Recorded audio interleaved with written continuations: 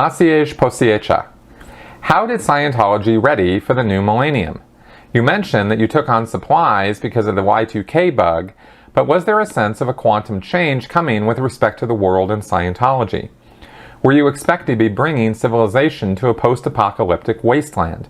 Or a surge of enlightenment to sweep the world and for Scientology to take off? I guess I'm asking if Scientology had a millennial aspect as the date approached. Was there an official policy on Y2K?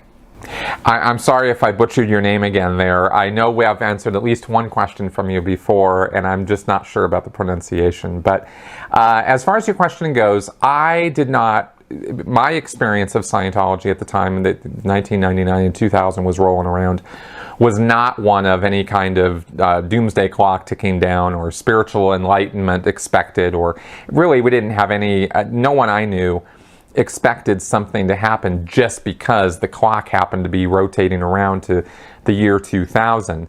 Time's a rather arbitrary thing, you know, different calendars, different systems of keeping track of things, and I was aware of that at least when I was in Scientology and didn't have any big thing about it any more than I did about the Mayan calendar rolling around.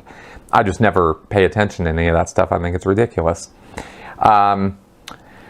We did have a very big New Year's event for 2000 when we came into the year 2000. That was probably one of the largest international events that was ever put on. It was at the sports arena, 10,000 people. It wasn't 10,000 people. There was a great big section of seating that didn't have anybody in it, and that was a big problem. But there were still thousands of Scientologists gathered in Los Angeles to bring in the new year. That event was a complete disaster, infamously so, and a lot of people got in a lot of trouble because of that afterwards. So, Scientology doesn't have mystic dates or times or calendars or timetables really as part of it. The way Scientologists are run and communicated to is that we are constantly in a hurry and in a race against time to beat what Hubbard called deadline Earth, where, you know, we weren't sure how much time we had. There was always a big question mark, but it wasn't a lot of time. Hubbard talks about in Keeping Scientology Working how there's no infinity of time to get the job done, how we're racing against, you know, man's aberrations or reactive mind, and how it's trying to constantly bring an end to the world and how it can happen at any moment. So we were always on edge as far as those kind of timetables go. And Hubbard also, in some places, made very arcane references to, you know, space civilizations that were keeping an eye on us here, and how they might come down sometime.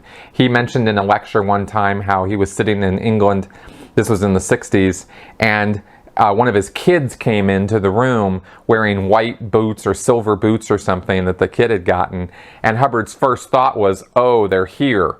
As in the invader forces from above had come down, and this was one of their, you know, these shoes were interpreted by his brain as a spacesuit or something before he, oh no, that's my kid, right?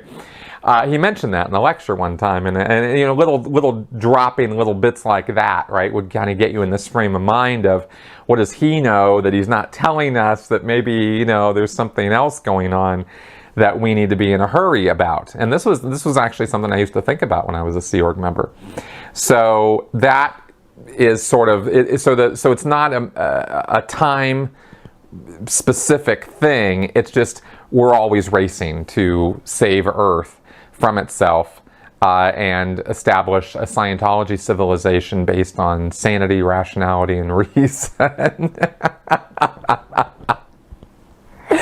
That would sort of, you know, do away with war and criminality and insanity, and everything would be wonderful because we'd all be Scientologists and we'd all be on the same page. That was kind of the idea.